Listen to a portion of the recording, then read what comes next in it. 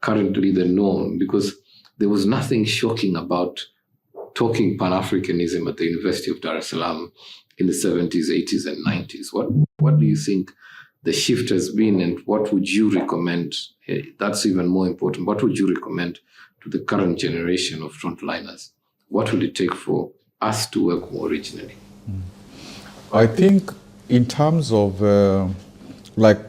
fighting these autocracies, I think it is something that must be done together. If it's the East African region, if it is the West African region, the Southern African region, North Africa and so on, I think when people struggle in silos, like Kenyans just, fight in Kenya, Tanzania fight in Tanzania, I think the struggle becomes weak, and as a consequence, there are more casualties, because those in power with their resources find it easy to really fight and say you are sabotaging your country and all the propaganda. But when the struggle becomes by the activists in several countries, and they're working together, and they're synergizing and all that kind of stuff, I think that first of all begins to take us back to the idea of Pan-Africanism, the idea of ultimately what Gaddafi had in his mind, that Africa really needs to be,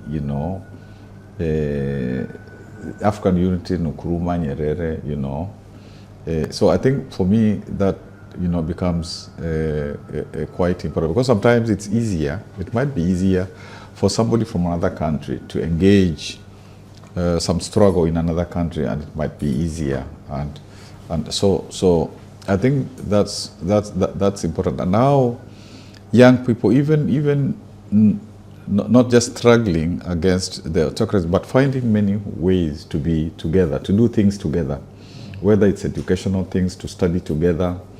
One even hopes, like in Kenya, part of why the young people said they are tribeless, they said that the biggest tribe is the tribe of kids from intermarriages. So one even hopes that there can be, people are studying together in several countries, and they're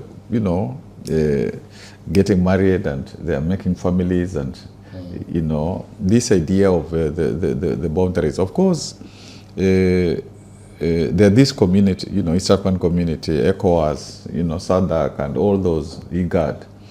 But sometimes they're just names. They're not really institutions that are working to bring Africa, And so, as young people also get into leadership, I think in terms of when they're preparing themselves, they have to intentionally say, that's where we are going.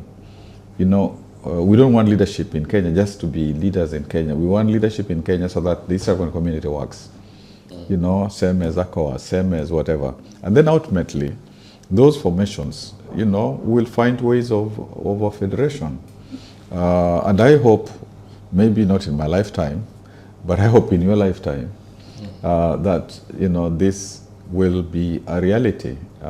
Because as you said earlier, the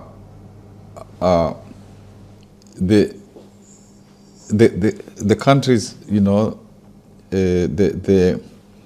this idea of silos, even I think it was Arnold who said the border is like Bismarck and so on, when he was getting worried about, will these people rebel, and the Maasai in Kenya, in Tanzania, that kind of stuff. So really, one hopes that the young people will see the illogic, of these boundaries which separate people. Even sometimes some of the people don't know that where is Tanzania and where is Kenya. They believe that we should, this is our country. We have relatives and so on.